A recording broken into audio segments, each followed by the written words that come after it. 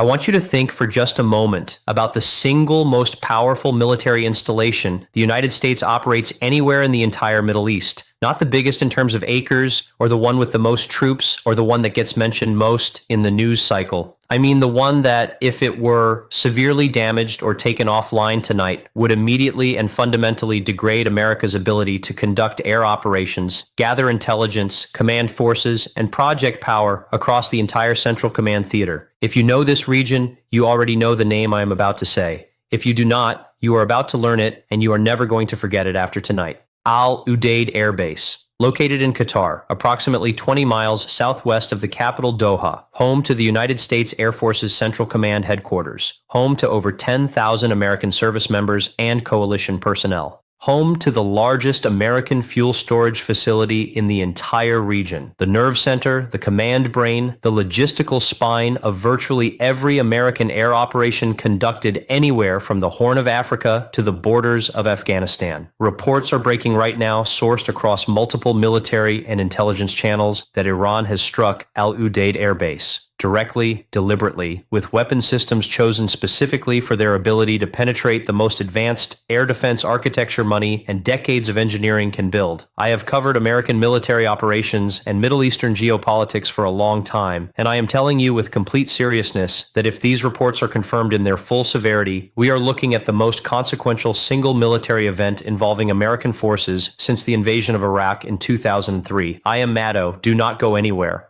You need to understand every layer of what just happened, why it happened tonight, and what it means for America, for the region, and for every one of us watching right now. Let me begin where every serious analysis of this moment has to begin, which is with the specific nature and strategic importance of Al Udeid, because I do not think you can fully grasp the gravity of tonight's news without understanding in concrete and specific terms what this base actually is and what it actually does. The name Al Udeid does not appear in most Americans' mental map of the world. It should. Since the early 2000s, Al Udeid has been the beating heart of American military power projection across an arc of territory that spans roughly 8,000 miles from the eastern coast of Africa across the Arabian Peninsula through the Middle East and into Central and South Asia. When American aircraft conducted strikes in Afghanistan, they were often coordinated through Al Udeid. When American forces conducted operations in Iraq, Al Udeid was in the command chain. When America monitors Iranian military movements in the Persian Gulf, processes signals intelligence from across the region, coordinates the refueling of aircraft that would be needed in any contingency response to an Iranian threat, that work happens at Al Udeid. The base operates one of the longest runways in the Middle East, capable of handling the largest aircraft in the American inventory. It hosts a fleet of tanker aircraft that are the enablers of extended-range air operations across the entire theater. It contains hardened command and control facilities that house AFCENT, Air Force's Central Command, which is the headquarters responsible for planning and executing air operations across an area of responsibility that encompasses 20 countries. Take Al Udeid offline, and you do not just damage American military capability in the region.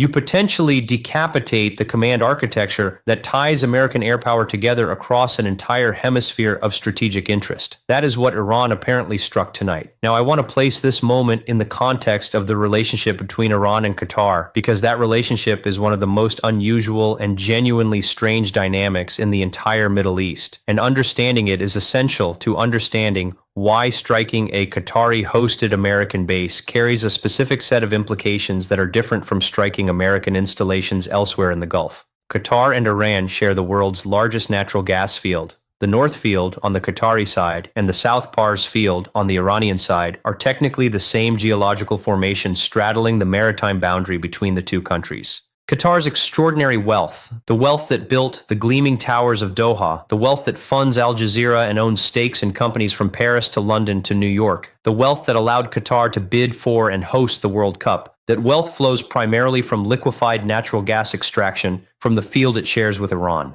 Qatar and Iran have therefore maintained a relationship of careful, cautious, pragmatic coexistence that is unlike any other Gulf state's relationship with Tehran. Qatar has been a back channel for American diplomacy with Iran on multiple occasions. Qatar hosted negotiations that produced the agreement for American withdrawal from Afghanistan. Qatar maintains open diplomatic channels with Hamas, with Iran, with virtually every faction in every conflict in the region simultaneously, positioning itself as the indispensable mediator, the small rich state that everyone needs because everyone needs to be able to talk to everyone else without being seen to do so directly. The fact that Iran struck a base on Qatari soil tonight does not just create a military crisis, it detonates a diplomatic architecture that Qatar has spent 30 years and enormous resources constructing. Whatever message Iran intended to send to the United States tonight, it also sent a brutal message to Doha. Your neutrality, your careful balancing act, your role as the region's essential mediator, none of that protects you when Iran decides the moment requires a direct demonstration of force. Let me walk you through what we know about the technical dimensions of tonight's strike, because the weapon systems Iran appears to have used tell you something very important about the strategic investment Tehran has been making for the past decade and about the gap between American defensive assumptions and Iranian offensive capability. Al Udeid is protected by one of the densest concentrations of air defense equipment outside of Israel itself. Patriot PAC-3 missile defense batteries provide the terminal layer defense against ballistic and cruise missiles. There are additional short-range air defense systems. American intelligence, surveillance, and reconnaissance assets provide persistent coverage of the airspace in all directions from the base.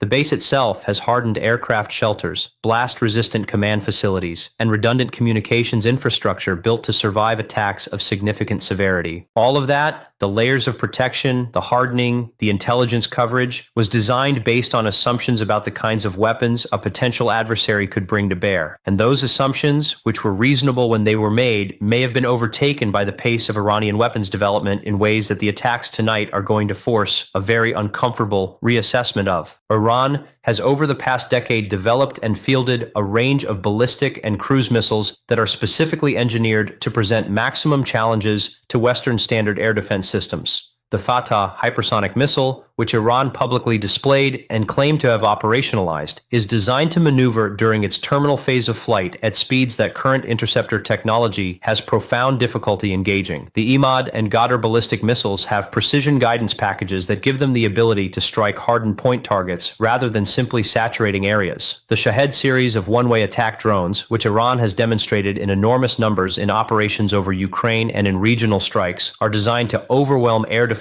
systems through volume and through the saturation of interceptor magazines before the more capable and more expensive precision munitions arrive. If Iran combined these systems in a coordinated, sequenced strike package against Al Udeid tonight, the design logic of that package would be to exhaust the Patriot interceptor magazines with drone swarms and lower priority cruise missiles before the high-value precision ballistic missiles arrive on their terminal trajectories. That is not science fiction. That is a doctrine that Iran has been developing and refining based on very careful observation of how American and Israeli air defense systems have performed in real engagements over the past several years. And the question of whether Al Udeid's defenses had sufficient depth and magazine capacity to defeat a strike package designed exactly to exploit those limitations is the central operational question that American military investigators are going to be reconstructing tonight. I want to talk about what the targeting of Al Udeid specifically communicates in strategic terms, because I think this is the layer of tonight's story that most coverage is going to rush past in favor of the tactical details. And I think it is actually the most important layer. When a state actor chooses a military target, the choice communicates intent. It sends a signal that is sometimes as important as the physical damage the strike inflicts. Striking a peripheral installation, a remote outpost, a logistics depot in a secondary theater communicates a desire to apply pressure while managing escalation risk. It says, I am willing to hurt you, but I am also leaving you room to absorb the blow without being compelled to respond maximally. Striking Al Udeid communicates something entirely different.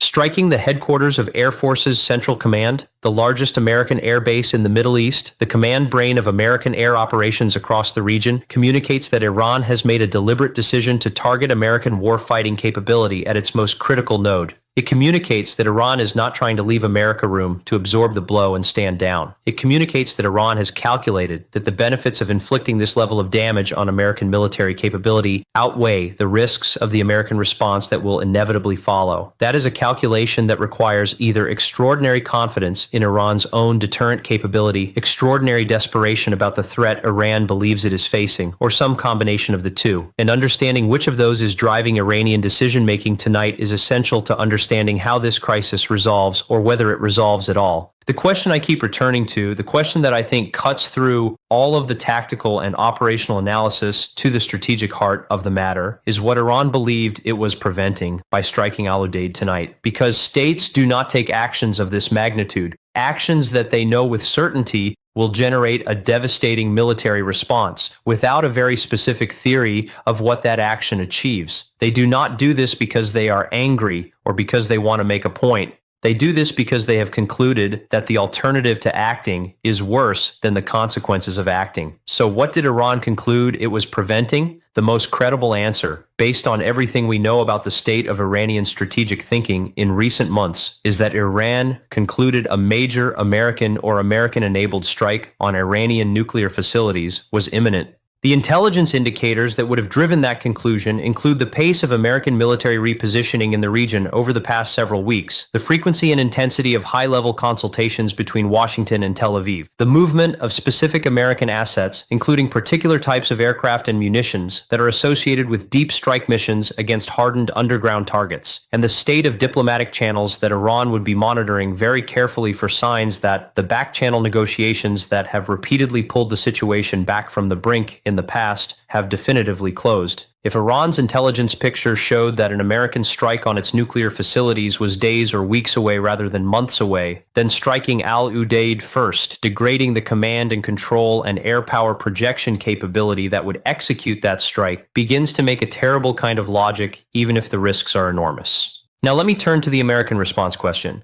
because that is the decision that will determine whether tonight becomes a terrible chapter in a contained crisis or the opening act of a regional war that nobody in Washington actually wants, but that the logic of events may be driving toward regardless of what anyone wants. I want to be honest with you about the constraints that American decision makers are operating under tonight, because I think the public conversation about American military response often dramatically underestimates how constrained those decision makers actually are. The first constraint is Qatar itself. Qatar is not just the host nation for Al Udeid. Qatar is an American treaty partner. Qatar is a designated major non-NATO ally.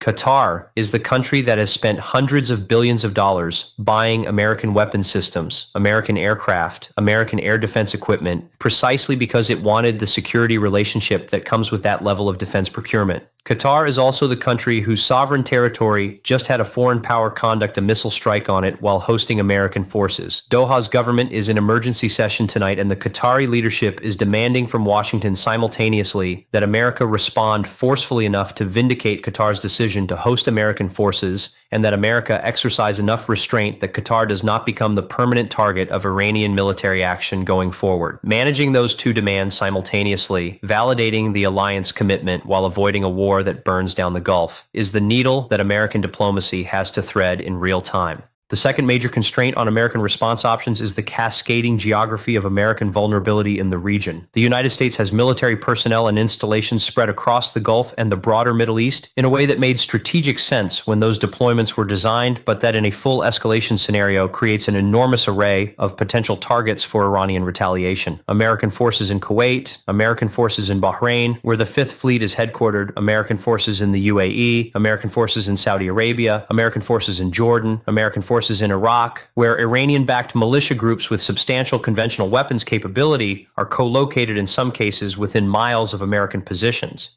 A decision to strike Iran hard enough to satisfy the deterrence imperative and the domestic political imperative for a forceful response also becomes a decision to accept that those forces across the region are going to come under retaliatory attack in the hours and days that follow. The American military is fully capable of protecting those forces and is no doubt taking urgent force protection measures right now. But the protection of dispersed forces across a dozen countries simultaneously while also executing offensive operations against a country with substantial ballistic missile capability is an operational challenge of extraordinary complexity, and the risk of American casualties in multiple locations simultaneously is very real. The third constraint is the economic dimension, and it connects directly to the well-being of every person watching this right now, whether they are focused on foreign policy or not. Qatar is not just strategically important because it hosts Al Udeid. Qatar is the world's largest exporter of liquefied natural gas. LNG from Qatar heats homes and generates electricity across Europe, across Asia, across markets that are already navigating energy price pressures from multiple directions simultaneously. A military conflict that disrupts Qatari LNG production or export infrastructure would create energy price shocks in European and Asian markets of a severity that would be felt in heating bills, in electricity costs, in industrial production costs within weeks of the disruption.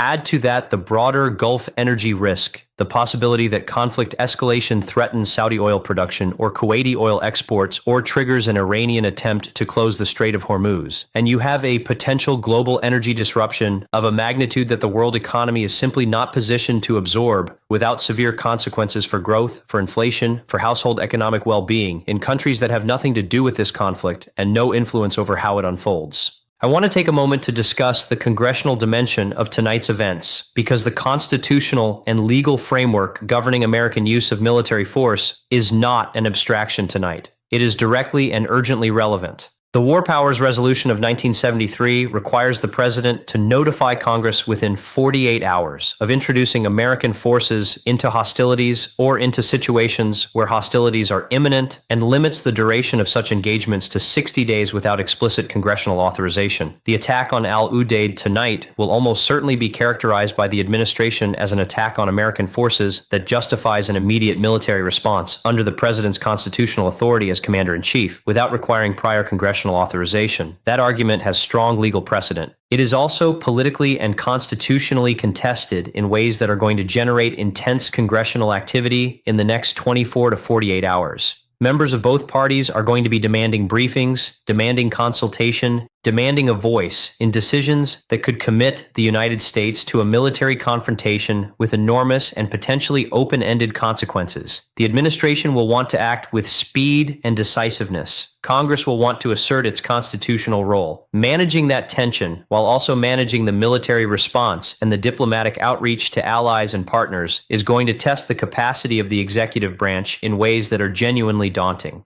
Let me also spend a moment on the media and information environment surrounding tonight's events, because I think it matters enormously how you consume this story in the hours and days ahead, and I want to give you some guidance on how to do that thoughtfully. In the immediate aftermath of a military strike of this kind, information is simultaneously urgently important and profoundly unreliable. Casualty numbers will fluctuate wildly in early reports. The extent of physical damage to the base will be difficult to assess from open sources. Official statements from the American military and from the Qatari government will be carefully calibrated to protect operational security and to manage the information environment rather than to maximize transparency. Iranian state media will be broadcasting narratives specifically designed to shape the response calculus of American domestic opinion and allied governments. Social media will be full of unverified footage, fabricated imagery, and claims from accounts with agendas ranging from the partisan to the genuinely malicious.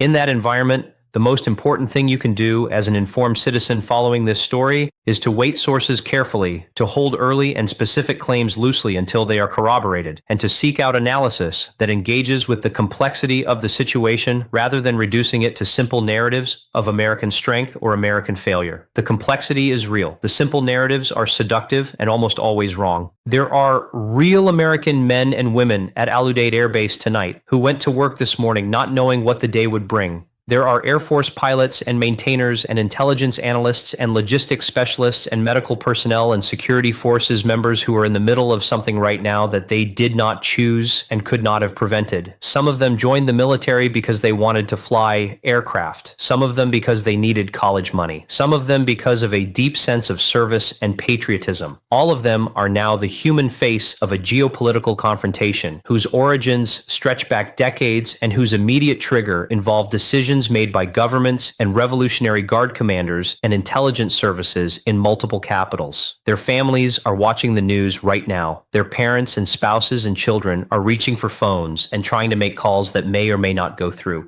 That human reality is the weight that has to sit underneath every piece of strategic analysis we do tonight. And I am not willing to let it get buried under the geopolitical architecture, no matter how important that architecture is to understand. Here's what I need you to take away from everything I have told you tonight, because I think the most important service I can do for you in a moment like this is to give you a clear framework for thinking about what comes next, rather than just cataloging what has happened. We are at a moment where the decisions made in the next 72 hours will determine whether this becomes a severe but ultimately bounded crisis, or whether it becomes the start of a regional war that reshapes the Middle East for a generation and sends economic shockwaves around the world. The people making those decisions are operating under time pressure and political pressure, and with intelligence that is necessarily incomplete. The diplomatic channels that could provide off-ramps are under strain. The alliance relationships that give American responses their legitimacy are complicated by the fact that every allied government has its own domestic politics and its own threat assessment and its own idea of how far is too far. None of this resolves cleanly or quickly. None of this has a guaranteed good outcome.